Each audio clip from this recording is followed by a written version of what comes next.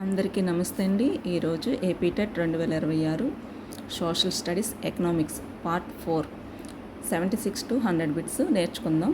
GDP పూర్తి రూపం ఏమిటి? Gross domestic product. జీడిపి ఏ విషయాన్ని సూచిస్తుంది?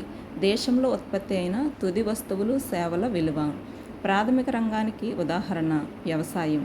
ద్వితీయ రంగానికి ప్రధాన ఉదాహరణ తయారీ పరిశ్రమ. తృతీయ రంగాన్ని సాధారణంగా ఏమని పిలుస్తారు? సేవల రంగం. బ్యాంకింగ్ ఏ రంగానికి చెందుతుంది? తృతీయ రంగం. వ్యవసాయం ఏ రంగానికి చెందుతుంది? ప్రాథమిక రంగం.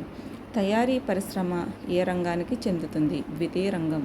ప్రజారంగ సంస్థల యాజమాన్యం సాధారణంగా ఎవరి చేతిలో ఉంటుంది? ప్రభుత్వం. ప్రైవేట్ రంగ సంస్థల యాజమాన్యం ఎవరి చేతిలో ఉంటుంది?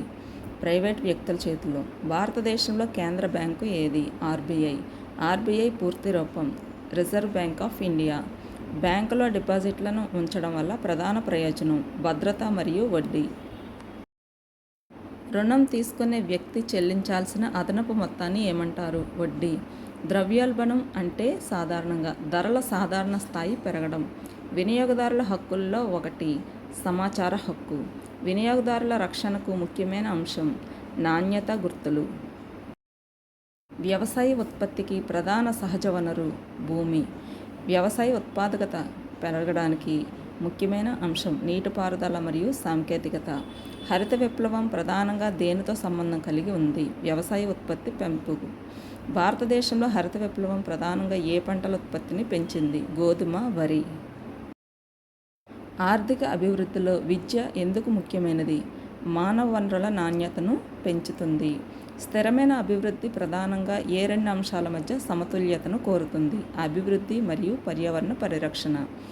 ఆర్థిక వ్యవస్థలో వనరులు ఎందుకు ముఖ్యమైనవి? అవసరాలను తీర్చడానికి. సమానత్వంతో కూడిన స్థిరమైన అభివృద్ధి ప్రధానంగా దేనిని లక్ష్యంగా పెట్టుకుంది?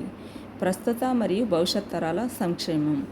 నా వీడియో కనుక మీకు నచ్చినట్లయితే లైక్ చేయండి, షేర్ చేయండి, కామెంట్ పెట్టండి. Thank you to all.